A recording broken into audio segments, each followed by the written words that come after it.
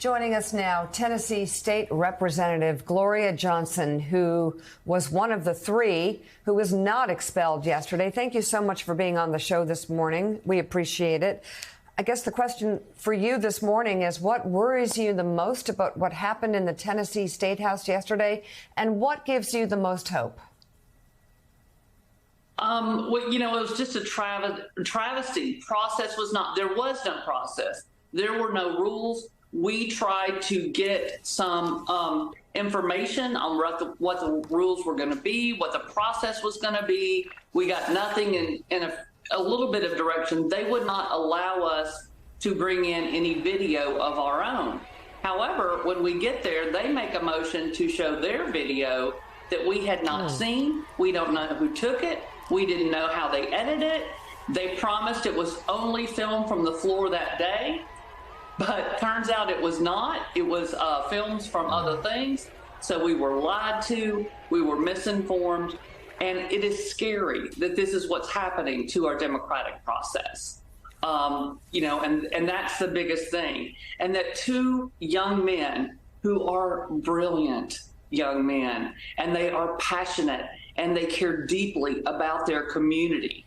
And to see, to see how they were questioned in a different way from me. I had some of Republican colleagues say things like, well, they didn't show contrition, or the younger generation has a different way of speaking. They have a different way of addressing things. I am a 60-year-old school teacher. I might talk a little more level tone and that sort of thing. But it was very clear what this was about.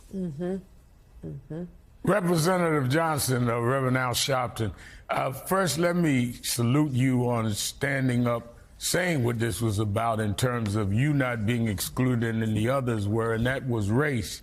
And I think people around the country get a lot of hope from you standing up, having that kind of courage. Let me ask this. Do you see any legal or other ways that could lead to the reinstatement of your two colleagues?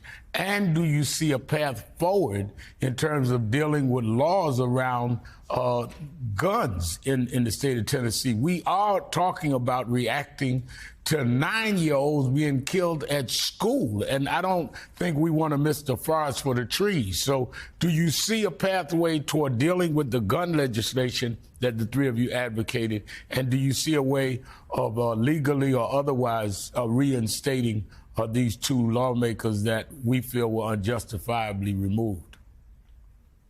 I think there might be a pathway forward. I think it's going to be baby steps. I don't really trust that my Republican colleagues are going to pass anything that is near enough, but I think we can take steps.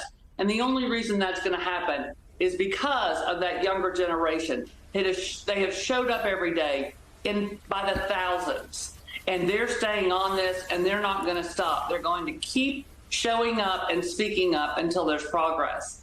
And I do have a lot of hope when it comes to Justin Pearson and Justin Jones both coming back to the legislature, because if their county commission or Metro Council appoints them, there's a little bit of a legal glitch there. There's a disagreement about whether they can come back in the 113th General Assembly or they have to wait to 24 in the 114th. But lawyers I've talked to think that there is no difference between which session they come out. They could very well be reappointed by their locals in the next few weeks.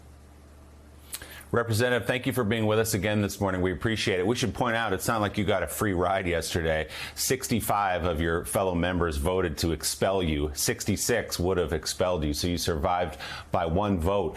But you started to get into it there. I'm curious for people watching, if this does happen, if these two colleagues of yours are thrown out of the House and the will of the voters are overturned, would there be a special election in their districts, one from Memphis, one from Nashville, or what is the recourse exactly here?